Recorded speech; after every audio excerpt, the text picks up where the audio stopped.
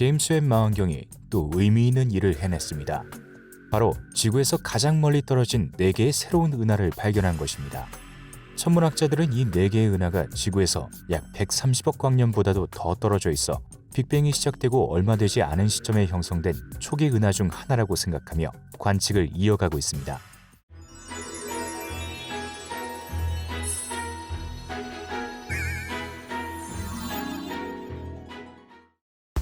우선 이번에 발견된 은하들을 잘 알기 위해선 빅뱅 우주론과 적색 편입, 그리고 우주의 팽창에 대해 이해를 해야 합니다. 빅뱅 우주론은 우주가 어떻게 생겨났는지 설명하는 이론 중 하나로 초기에 매우 뜨겁고 높은 밀도를 가진 한 점이 폭발한 후 우주가 폭발적으로 팽창했다는 이론입니다. 우리는 이를 인플레이션 또는 급팽창이라고 부릅니다. 그렇게 팽창한 우주는 점점 다시 냉각되면서 다양한 입자들이 형성되고 합쳐지기 시작했고 양성자와 중성자, 전자가 합성되기 시작하면서 다양한 원자핵과 원자가 형성되기 시작했습니다. 그리고 헬륨, 수소 등 기본적인 원소들을 구성하기 시작했는데 이때만 해도 이러한 원소들이 모두 중성 상태였기 때문에 초기의 빛들이 이 원소 구름을 통과하지 못하고 산란되거나 반사되는 상황이었습니다. 그러나 빅뱅 이후 약 30만 년 후 가스와 원소 구름들이 다시 이온화되는 재이온화 과정을 거치며 처음으로 빛이 원소 구름과 가스들을 통과할 수 있게 되었고 이때부터 빛을 통해 우주를 관측할 수 있게 되었습니다. 빅뱅 이후 300만 년 후에는 처음으로 가스와 원소 구름들이 중력에 의해 뭉쳐 초기 우주를 구성하는 은하들을 형성하기 시작했습니다. 빅뱅 우주론을 통해 팽창하기 시작한 우주는 지금까지 계속 팽창해 왔는데 1930년대에 이르러 우주는 팽창하는 것뿐만 아니라 지구로부터 멀리 떨어진 천체일수록 더욱 빠르게 멀어진다는 사실을 발견했고 이때 적색 편의를 활용하여 멀리 떨어진 천체의 멀어지는 속도를 찾아내는 데 성공했습니다.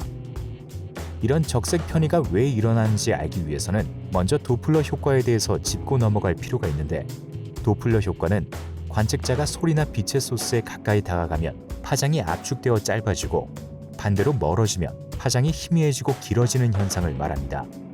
구급차가 사이렌을 울리며 우리 옆을 지날 때를 생각하면 훨씬 쉽게 이해할 수 있습니다. 구급차가 다가올 때 사이렌 소리의 음이 점점 높아지는 것은 소리의 파장이 짧아지면서 일어나는 현상이고 반대로 구급차가 우리를 지나쳐 멀어질 때는 파장이 길어지면서 사이렌 소리가 우웅 하면서 낮아지게 됩니다.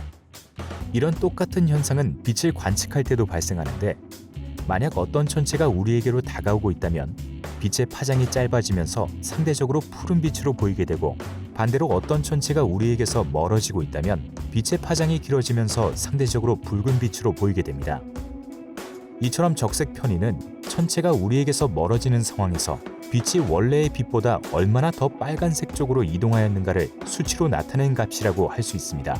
이 값이 중요한 이유는 적색 편의의 값을 통해 그 천체가 우리로부터 얼마나 멀리서 얼마나 빠르게 멀어지고 있는지 찾을 수 있기 때문입니다. 천문학자들은 제임스 웹 망원경의 니어캠을 사용해서 가장 멀리 떨어진 은하들을 관측하는 데 성공했고 니어캠은 가시광선과 가까운 근적외선 영역대의 파장을 관측해 4개의 은하를 성공적으로 발견한 것입니다. 이 4개의 은하를 분석한 연구진은 단 한마디의 평을 남겼습니다. 연구진이 이렇게 놀란 까닭은 이 은하들이 지금까지 발견된 모든 은하 중 가장 멀리 그리고 가장 오래된 은하였기 때문입니다. 이 은하들은 무려 약 130억 년 전 형성됐으며 적색 편의 값은 적어도 11.7 이상으로 우주의 평균 적색 편의량의 값이 0.0003 정도임을 생각해보면 11이라는 숫자는 평균 적색 편의량의 약 4만 배에 달하는 숫자입니다. 지금까지 초기 우주에 형성된 은하들이 발견되지 않았던 것은 아닙니다. 2006년 하와이의 수바루 천문대에서 IOK-1이라는 은하를 발견한 적이 있었는데 당시 128억 년이라는 나이를 가진 이 은하는 적색 편의 6.96이라는 값을 가지고 있었습니다.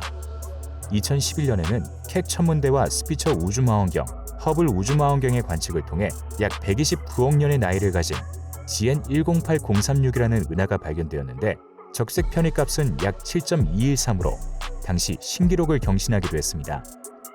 2016년에는 허블 우주망원경의 적외선 관측과 스피처 우주망원경의 합작으로 나이 약 130억 년, 적색 편의량 값이 약 11.08에 달하는 GNG11이라는 은하를 발견했습니다.